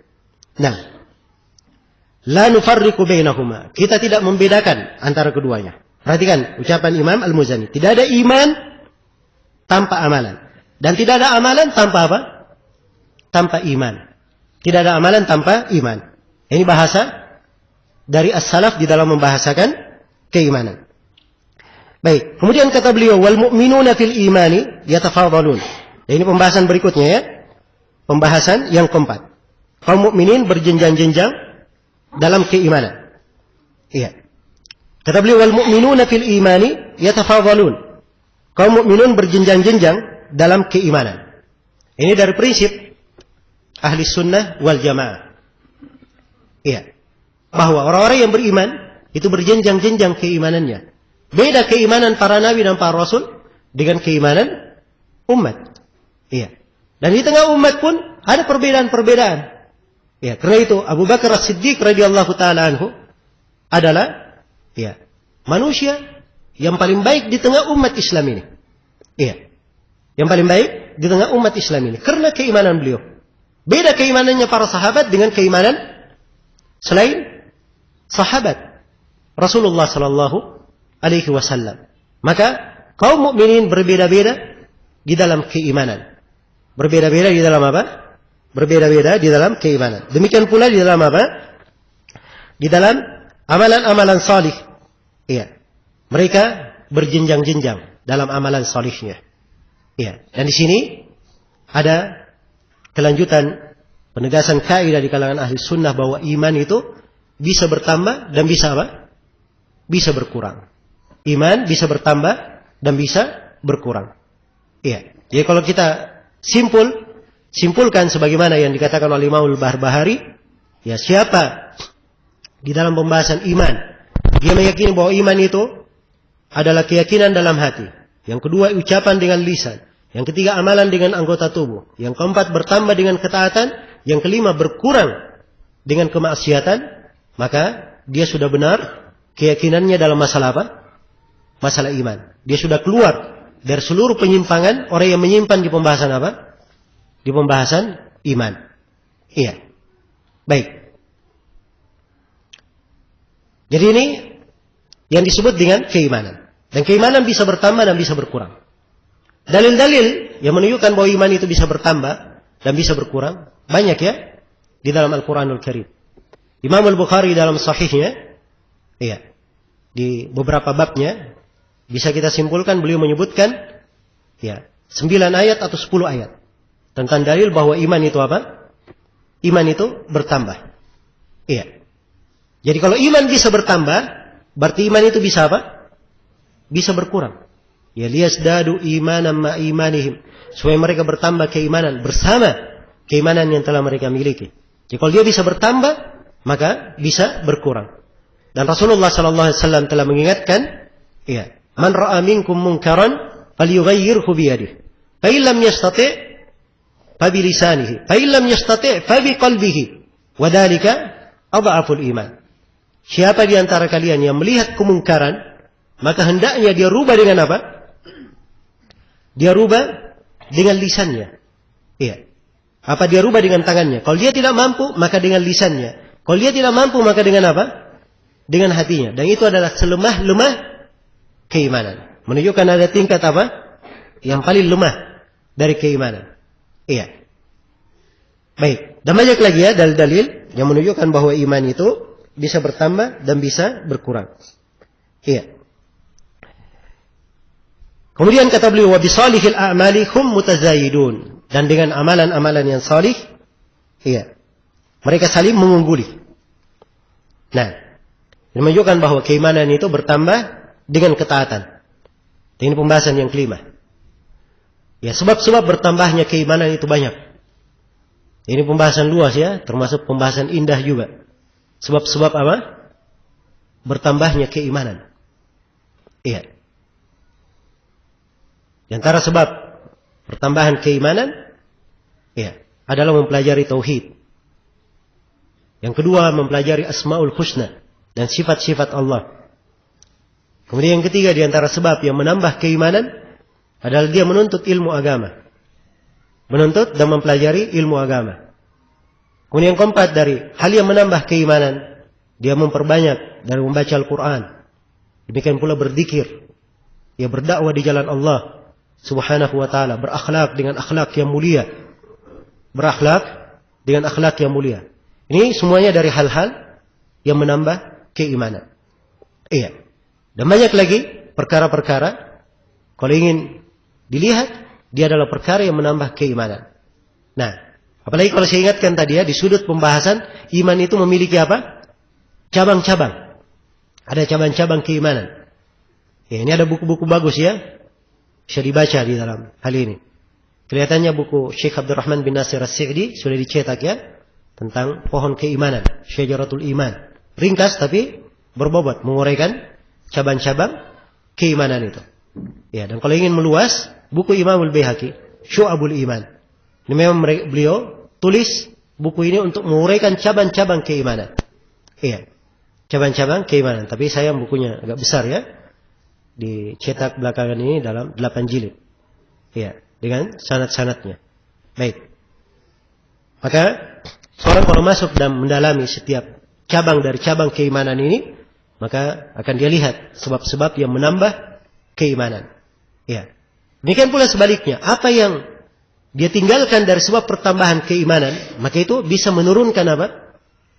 Menurunkan keimanannya. Iya. Dan di sini subhanallah di pembahasan keimanan ini banyak sekali mana-mana yang indah. Iya. Tatkala sambil berikan satu contoh ya bagi orang yang belajar akidah. Iya. Tatkala dia tahu bahwa iman itu bisa bertambah dan bisa berkurang, maka seorang hamba khawatir terhadap dirinya. Dia tahu bahwa hatinya ini ya adalah antara dua jari dari jari jemari Allah Subhanahu wa taala. Dibolak-balikkan sesuai dengan kehendak Allah Subhanahu wa taala. Iman bertambah dan berkurang. Karena itu dia akan punya kekhawatiran dalam dirinya dan akan selalu menjaga bagaimana dirinya ini apa? Menambah keimanan. Ya, memperbaiki keimanannya. Baik. Kemudian kata penulis rahimahullah, ya, dan ini pembahasan yang ke-6 ya. Kita poinkan di dosa-dosa tidak mengeluarkan seorang dari keimanan. Kata beliau, wala yakhrujuna bidzunubi minal iman. Iya. Dosa-dosa itu tidak mengeluarkan seorang dari keimanan. Dosa-dosa yang dimaksud adalah dosa-dosa yang bukan kesyirikan.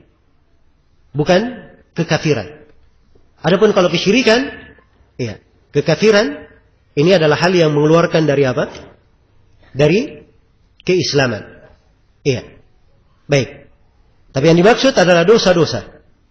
Ya, perbuatan dosa sepanjang dia berbuat dosa masih ada dari keimanannya, walaupun sedikit, ya walaupun dasar dari keimanan itu masih ada di dalam dirinya, maka keimanan itu sudah merupakan jaminan untuknya dimasukkan ke dalam surga.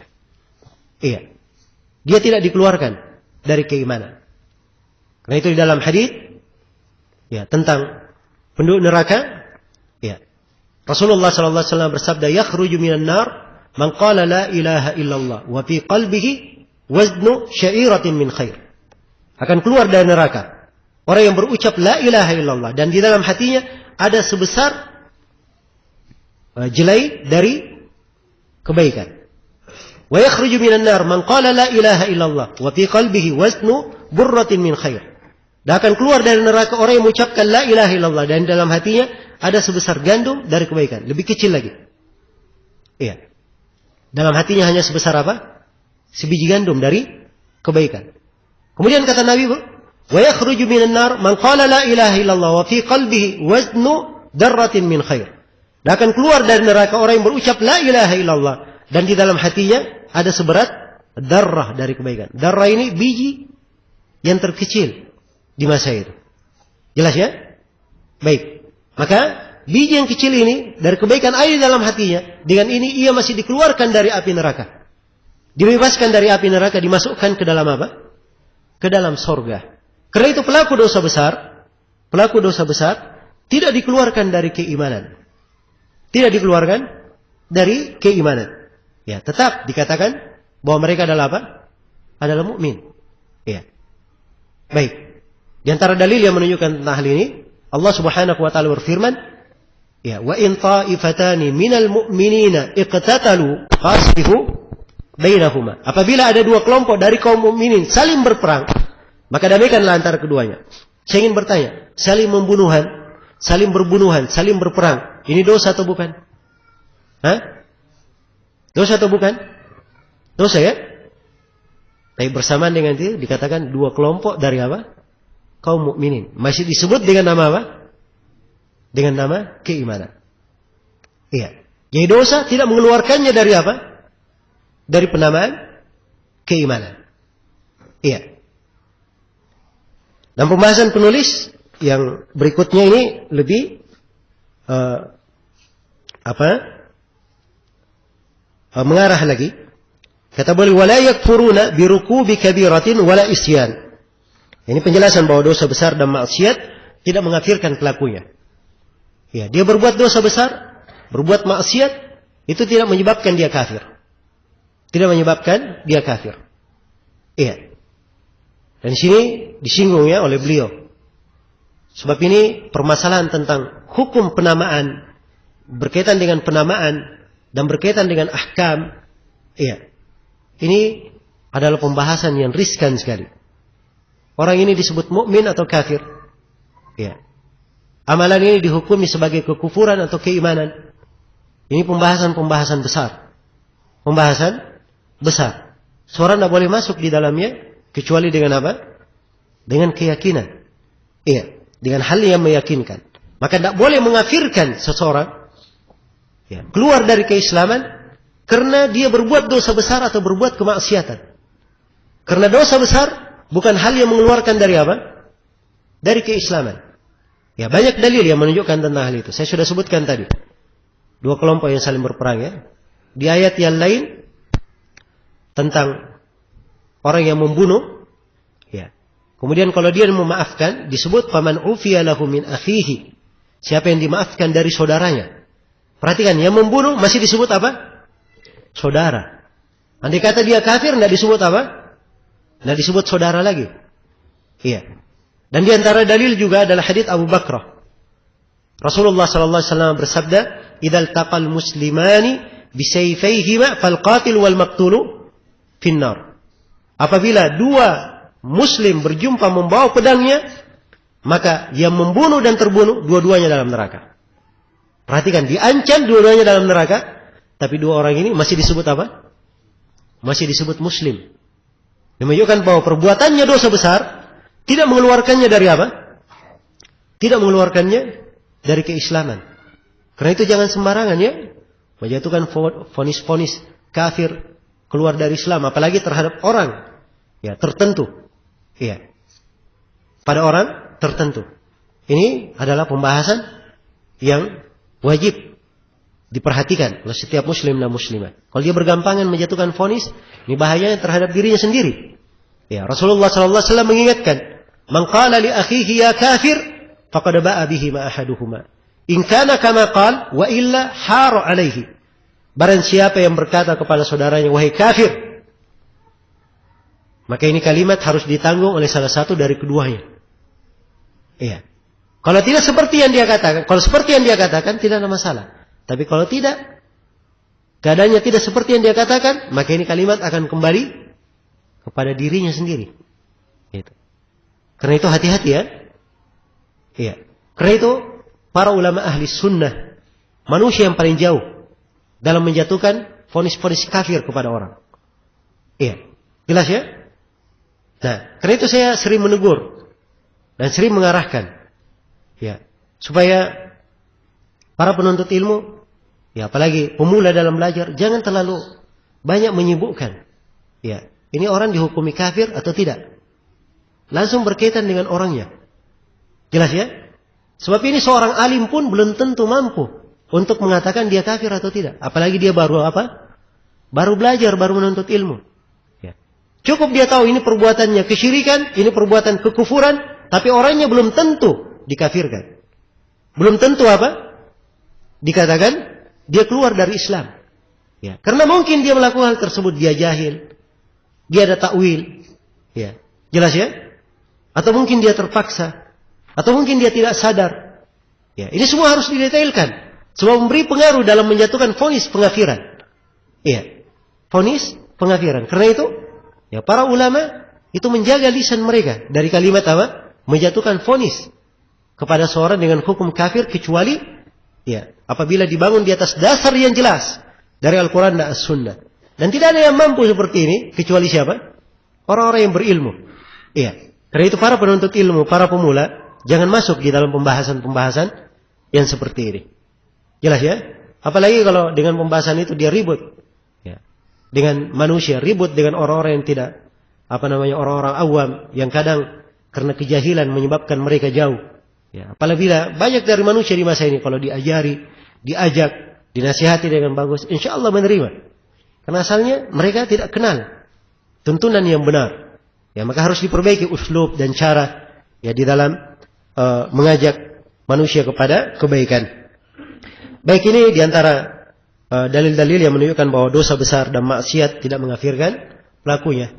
Dan Allah telah berfirman dalam Al-Quran, Inna Allah la yaghfiru ayyushraka bih, wa yaghfiru ma duna dhalika liman yasha. Sungguhnya Allah tidak mengampuni dosa kesyirikan. Kesyirikan tidak diampuni. Iya. Ini siapa yang meninggal belum bertobat dari kesyirikannya, tidak akan diampuni. Tapi selain daripada itu, Allah mengampuni bagi siapa yang Allah kehendaki. Kalau dia meninggal, dia berbuat dosa besar, dia belum bertobat, maka ini hamba yang seperti ini dibawa kehendak Allah. Kalau Allah berkehendak dia disiksa, iya. Dan kalau Allah berkehendak dia apa? Diampuni. Jelas ya? Maka dibawa kehendak Allah Subhanahu wa ta'ala. Baik. Kemudian pembahasan yang ke-8. Tidak boleh memastikan surga untuk orang yang shalih tanpa ketetapan dari Nabi sallallahu alaihi wasallam. Kata beliau, wala nu'jibu li muhsinihimul jinan ba'da man awjaba lahu an-nabiy sallallahu alaihi wasallam. Ya, kata beliau, kita tidak boleh mewajibkan surga bagi orang-orang yang berbuat baik di antara mereka. Ya. Setelah orang-orang yang Nabi Shallallahu Alaihi Wasallam wajibkan surga itu untuk mereka. Baik, ini artinya apa? Memberikan kepada seorang, menegaskan kamu penduduk surga, kamu masuk surga. Ini kalimat tidak diperbolehkan. Kecuali siapa yang ditegaskan oleh Nabi, dia menjadi apa? Dia adalah penduduk surga. Iya. Jelas ya? Nabi menerangkan dari 10 orang sahabat dijamin masuk surga. 10 orang sahabat dijamin apa? Masuk surga. Siapa 10 orang sahabat dijamin masuk surga? Abu Bakar As-Siddiq, Umar bin Khattab, Uthman bin Affan, Ali bin Abi Thalib, Talha bin Ubaidillah, terus Abdurrahman bin Auf, Zubair bin Awam, Abu Ubaidah bin Al-Jarrah, kemudian Sa'ad bin Abi Waqqas, dan 10 Sa'id bin Zaid. Ya. Kalau ingin mudah mengingatnya, diringkas dalam 2 bait syair. Lil Mustafa khairu sahbin nassa annahum fi jannatil khuldi nassan zadahum syarafa. Kum Talhatu wa ibn Auf wa Zubair ma Abi Ubaidah was Sa'dani wal khulafa. Ya, jadi jumlahnya semua berapa? 10. Gampang ya? Yang penting hafal 2 bait syairnya. Ya. Baik. Jadi ini 10 orang sahabat dijamin masuk surga. Abdullah bin Salam disebut oleh Nabi dari penduduk surga. Ada perempuan yang kesurupan datang kepada Nabi. Ya. Ya Rasulullah, doakan saya supaya saya sembuh. Kata Nabi, kalau kamu ingin, saya doakan kamu sembuh. Dan kalau kamu ingin, bersabar untuk kamu surga. Kata perempuan ini, kalau begitu saya bersabar saya ya Rasulullah. Ya. Tapi doakan supaya saya, kalau kesurupan tidak tersingkap aurat saya. Maka Nabi mendoakannya. Jelas ya? Perhatikan ya bagaimana semangat ya mereka untuk meraih surga. Tidak ada masalah penderitaan. Yang penting apa? Yang penting surga. Ya. Ini keimanan yang sangat indah. Dan kita di masa ini kita memohon kepada Allah dan banyak mengadu kepadanya kelemahan keimanan kita. Ya, kadang jalan-jalan menuju kepada surga sudah di depan mata. Ya, tapi santai-santai. Ya. Banyak fasilitas, banyak kemudahan.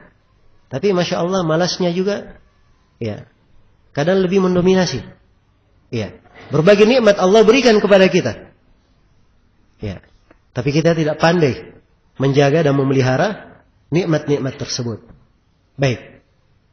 Kemudian di antara mereka yang dijamin masuk surga, itu disebut masuk surga adalah Bilal bin Abi Rabah radhiyallahu taala anhu. Dan ini banyak ya kalau ingin diuraikan dari sahabat yang disebut. Yang jelas kalau ada nasnya dari Nabi, tidak ada masalah mengatakan si fulan penduduk apa? Penduduk surga. Iya. Karena itu Utsman ibn Mas'ud ketika meninggal, ada seorang perempuan yang berkata dia penduduk surga. Kata Nabi, dari mana kamu tahu dia penduduk surga? Ya, saya saja tidak mengetahuinya. Jelas ya?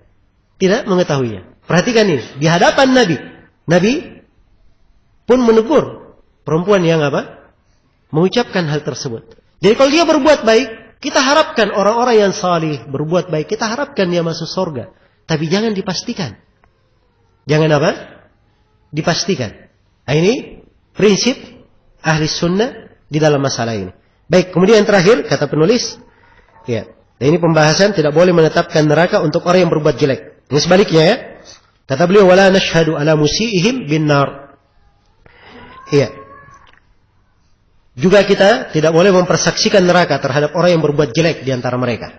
Jadi kalau ada yang berbuat jelek, berbuat dosa, berbuat maksiat, ya, jangan dia berkata, oh kamu penduduk neraka. Ya, Masya Allah ya. Ini kelancangan terhadap siapa? Terhadap Allah. Iya. Karena itu dalam sebuah hadits yang sahih, dalam riwayat Bukhari dan Muslim, ada seorang yang saudaranya itu jatuh di dalam dosa. Ya. Kemudian dia bersumpah, demi Allah, Allah tidak mengampuni kamu. Ya. Maka Allah berfirman, man dzalladzi yata'alla alayya alla aghfira li fulan. Ya. Siapa yang bersumpah atas namaku bahwa saya tidak mengampuni si fulan? Persaksikan bahwa saya telah mengampuninya dan saya sudah apa? Menghancurkan amalan engkau wahai orang yang bersumpah. Iya. Perhatikan ya. Jadi orang yang jatuh di dalam maksiat tidak boleh dipastikan padanya neraka. Dikhawatirkan dosa-dosanya. Itu perkara yang membahayakannya. Tapi mengatakan dia penghuni neraka, ya ini dari kekhususan Allah Subhanahu wa taala. Tidak boleh seorang lancang kemudian mengucapkannya. Baik, ini hal-hal yang berkaitan dengan apa? Dengan masalah keimanan. Dan memang memastikan surga untuk orang yang saleh, memastikan neraka untuk orang yang tidak untuk orang yang berbuat kejelekan. Ini pembahasan selalu ditekankan oleh para a'immah. Ya. Karena sejumlah dari manusia yang menyimpang dari jalan yang lurus itu bergampangan memberikan vonis. Ya. Si fulan masuk neraka. Ya. Oh, si fulan penduduk surga. Asyahid fulan. Ya, sudah dipastikan ya, fulan mati syahid. Ya, betapa banyaknya di hari ini. Ya. Betapa banyaknya di hari ini semuanya disebut apa? Asyahid. Ya. Nah, maka hal-hal yang seperti ini hendaknya dijaga dan dipelihara. Ya, diperhatikan prinsip-prinsip dan akidah-akidah yang dituntunkan di dalam Islam. Semoga Allah Subhanahu wa taala menjaga kita semua di atas kebaikan dan memberkahi segala waktu, kesehatan dan nikmat yang Allah berikan kepada kita. Dan semoga Allah Subhanahu wa taala selalu memberikan kepada kita semua kekuatan untuk melanjutkan materi ini dan menyelesaikannya dengan taufik dan rahmatnya. Innahu waliyyu dzalika wal qadiru alaih. Wallahu taala alam. Insyaallah taala kita akan sambung pembahasan untuk materi ini di sesi berikutnya. Besok insyaallah ba'da subuh, ba'da salat subuh. Untuk sementara saya cukupkan sampai sini. Subhanakallahumma wa bihamdik asyhadu an la ilaha illa anta astaghfiruka wa atubu ilaik. Walhamdulillahirabbil alamin. Wassalamualaikum warahmatullahi wabarakatuh.